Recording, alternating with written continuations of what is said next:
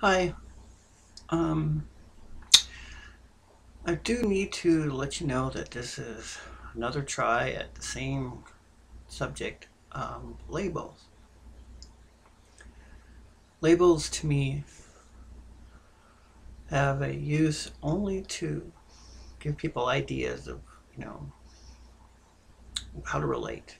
And from day one, we're given this label or that label, male, female, and our race, our religion, our um, place of birth, our country we prescribe to.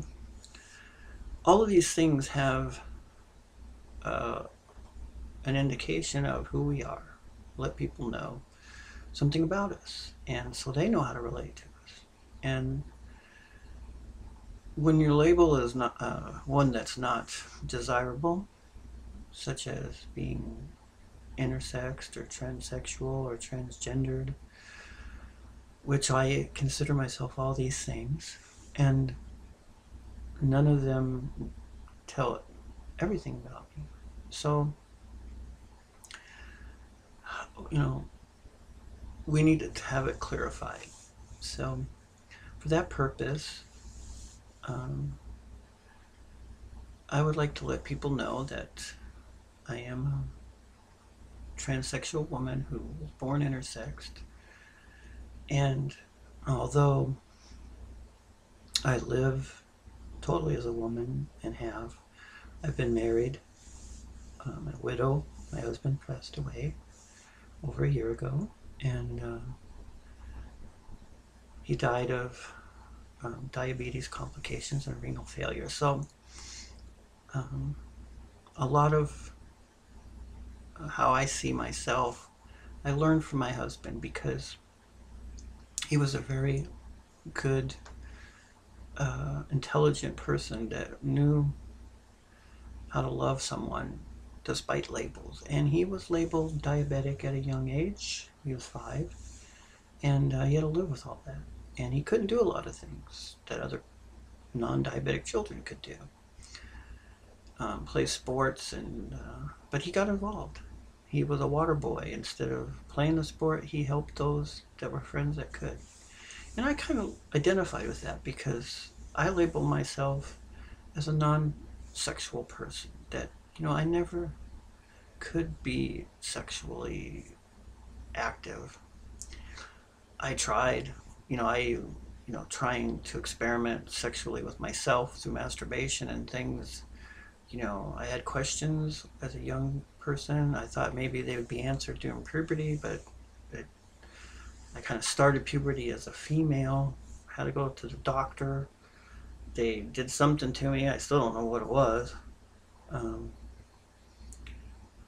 I know that I was in a hospital when I was 16, and then it took quite a while. I wasn't until in my mid 20s when I actually finished male puberty, as much as I ever did, anyway.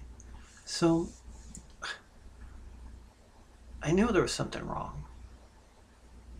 And because of knowing something's wrong, you're always trying to find answers. And some of these answers have led me to different sources. I bought books about learning the difference between uh, gender differences. I mean, why are there gender differences? Why do people study this? I studied books on hermaphrodites and how to sex the body, um, brain sex, which are all very interesting books, but nothing told me exactly who I was. I found people with similarities, but I finally realized that we're all different, and why do I want to spend so much time fitting into a category?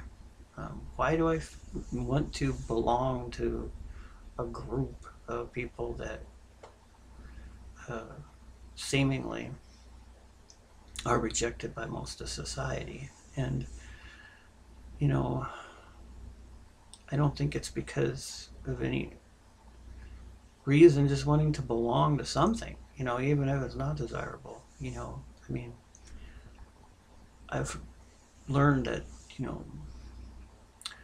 living as a woman, being married to a man has been great, but I find myself back on my own again, so I either need to figure out how to relate to other people so I can have relationships. I do have friends and things, but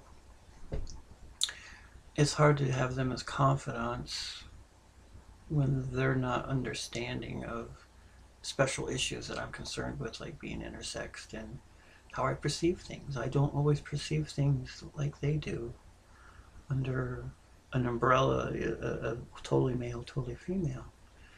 And sometimes it's beneficial that way. I mean, I don't get caught in the rut of just looking at things the way a woman does or a male. So it's hard to talk to to my female friends. They're so busy doing things that are totally female. They're married, they have children, whatever.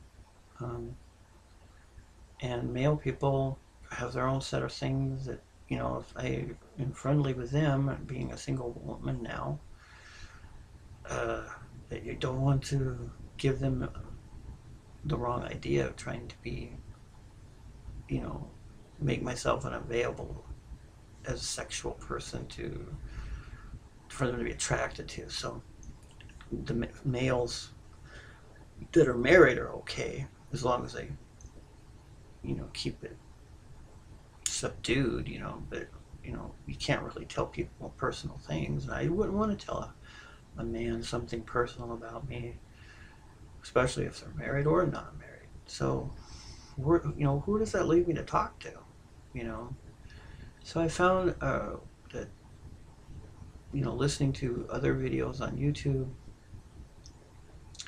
a lot of people are having the same and different lives than me, but the same thing is going on, and that is they're having to live with their sexuality, their gender identity, and just life's problems. And how do we relate to the rest of the world?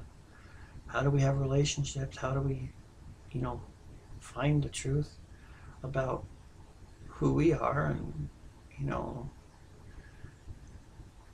but mainly not feel like you're alone. And I don't want to feel alone, and I know a lot of people out there don't want to feel alone. So that's why I'm taking the time to share. And so if you are intersexed, transgendered, or you just are open to talking, I know there are a lot of people out there that are.